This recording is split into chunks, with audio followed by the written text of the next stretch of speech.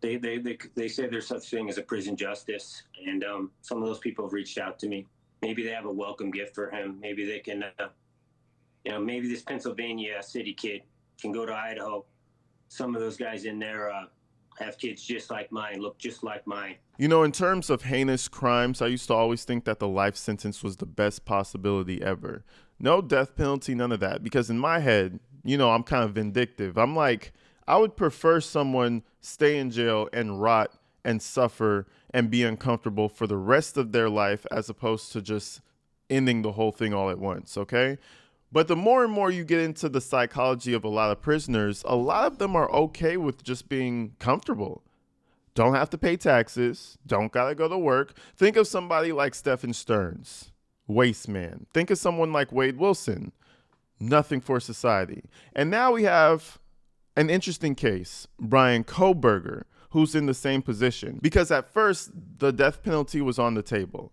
Bryan Kohberger clearly did not want that. That scared him. That terrified him.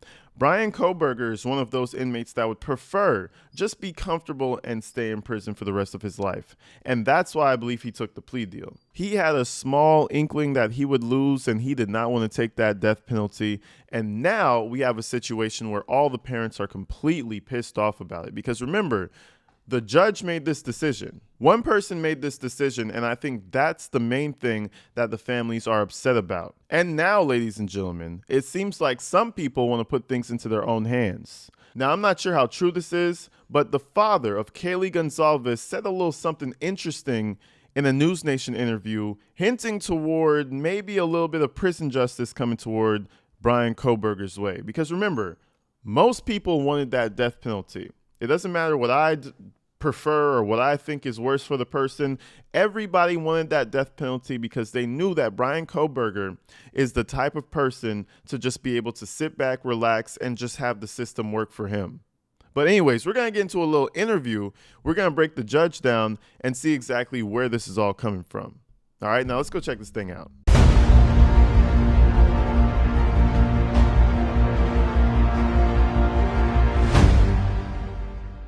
So before we get into the interview, I just want to make sure we're clear on the actual plea deal. What to know about State versus Kohberger. Plea. Bryan Kohberger pleaded guilty to 4 counts of first-degree murder and burglary in the November 2022 fatal stabbing of 4 University of Idaho students, Kaylee Gonzalez, Madison Mogan, Zaina Cornodo, and Ethan Chapin, at an off-campus house. Evidence. Kohberger, then a doctoral student in criminal justice at nearby Washington State University, was arrested weeks after the killing based on DNA and other digital forensic evidence collected by law enforcement, according to an affidavit. Trial. Opening statements were set to begin on August 18th after months of delays over what evidence should be admissible. District Court Judge Stephen Hippler had also declined to rule out the death penalty as punishment. So I feel like there's a couple of things happening here. There was delay. I assumed that we were always going to trial and it would just take years.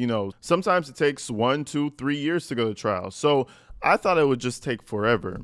But I think it's because the judge wouldn't make a stance on the death penalty that Bryan Kohberger started shaking in his boots. I think at that point, he was like, you know what? I'm just going to take whatever they throw at me. As long as it doesn't have the death penalty attached, I'm good with that. That's what I believe happened there. And then now we get to the big one, the plea deal. Hippler accepted a plea of guilty as part of a deal that would drop the death penalty in exchange for life sentence. Kohberger, 30, avoided a trial and waived his right to an appeal. While at least the family of one of the victims is supportive of such an agreement, another says it feels failed by the state prosecutor. Sentencing. Kohberger will be sentenced July 23rd at 9 a.m. local time with an additional day if needed. The victims' families will be able to give a victim impact statement at the sentencing hearing. And I think one of the families is not even going to show up. But this is what pisses some people off, because it really feels like Kohberger was like, all right, well, fuck it. I guess I'll just, I'll eat my ramen noodles for the rest of my life. I'll have my little phone, my little cell phone, and I'll go on YouTube every once in a while. I feel like he's just content with that. which goes to show how psycho he really is, because how do you kill 4 people and sit in the courtroom like nothing's going on? I'm talking, he's just sitting there like, nothing in there, just nothing calculating. Like, he just don't give a fuck. And I think that as a man, I feel like I understand what the father's saying. I don't have kids, but I could understand somewhere in the realm of how he's feeling, I feel like, because how do you just not give a fuck and you get to live? You killed my daughter along with everybody else. Along with everybody else. You should get killed 4 times, but we can't do that.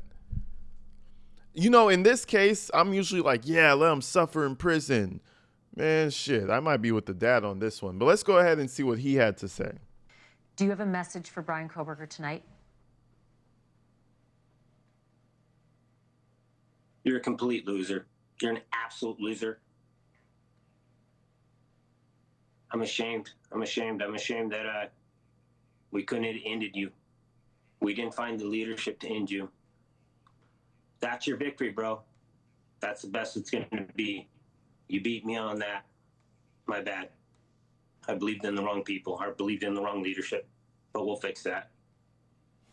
So first, he's already saying, but we'll fix that. Now, I mean, the guy's in jail, so I don't think any threats by this man is going to get him in trouble or anything. But he said, but we'll fix that. How are we going to fix that? Listen, this man, and I believe him. Trust me, I believe what he's saying. Everything he's going to say right now, I believe him. He wants Bryan Kohberger dead. And if he could, he would, in my opinion. That's what this face is looking like to me. What do you hope for him? What do you hope will happen in the future that is now inevitable for Bryan Kohberger? You know, they say there's such thing as a prison justice, and some of those people have reached out to me. Maybe they have a welcome gift for him. Maybe they can, maybe this Pennsylvania city kid can go to Idaho. Some of those guys in there have kids just like mine, look just like mine, same age as all these other kids that were here. And you worked you made a couple choices, made a couple wrong turns, and you're in there. But you want the best for your kid. You want your kid to go to college. You want everything for them to go in there and win. And you don't want them to die. You don't want them to die. So maybe you should talk to Bryan, have a little welcome package for him, and welcome to Idaho. Now listen, I don't know how true all of this is, man. Now listen, this guy, he said it himself. He did this to us. Some outsider loser did this to us. Our people from Idaho. So I don't know if he has a brother, a cousin, a niece, a nephew, a nephew, somebody in jail that he's locked in with, but it's very possible. You know what I mean? It's very possible that he knows somebody. And, the whole thing about reaching out, Jumpsuit Pablo even said it. The whole thing about prisoners reaching out, I don't think that very much happened. If anything happened, and like I said, I believe the man. If anything happened, it would be him reaching out for sure. And again, I mean, he could even have longtime friends, family friends. I have a friend I have an old friend that's in jail. You know what I mean? Maybe he has longtime family friend that's in jail. Who knows? And this is why I've been saying, he might not get attacked by people just offhandedly because he didn't do anything to kids.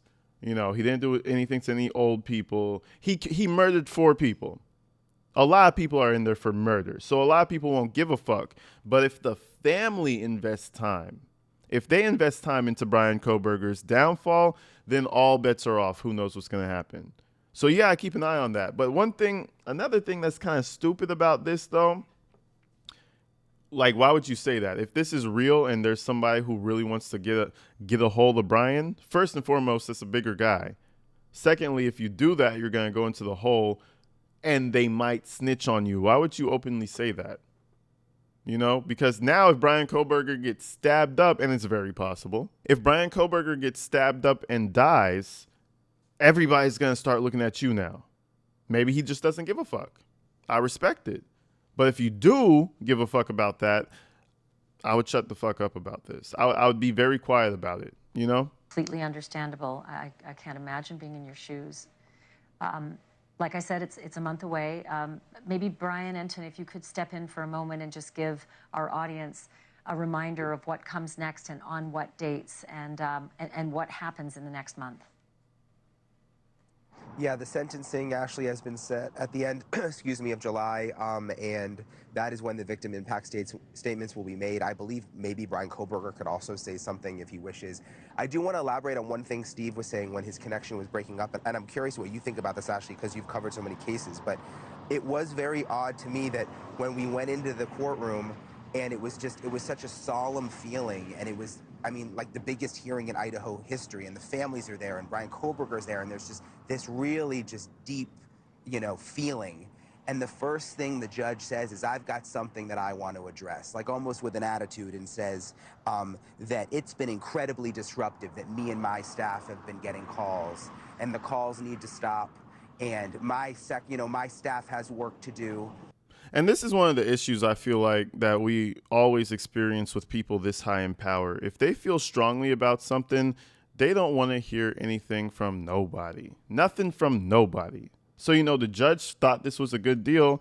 And instead of, I don't know if there was any other course of action that they could have taken, but instead of hearing the family out, he just, starts shutting everybody down. No, this is what we're doing. This is what's best, And that's why I feel like there's always going to be something imperfect about the justice system. But this is the judge right here. I just wanted to read off his info.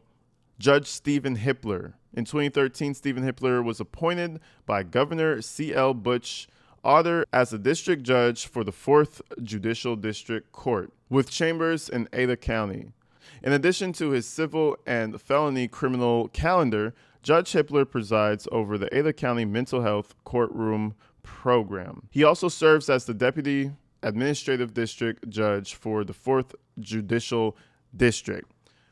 So what do you guys think? Do you think the judge was right?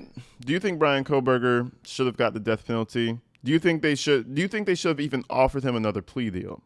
You guys let me know what you think in the comments, man. I'll be back real soon. Stay inside and stay safe, y'all. I love you guys, man. Shout out to all the new subscribers. I'm out of here. Peace.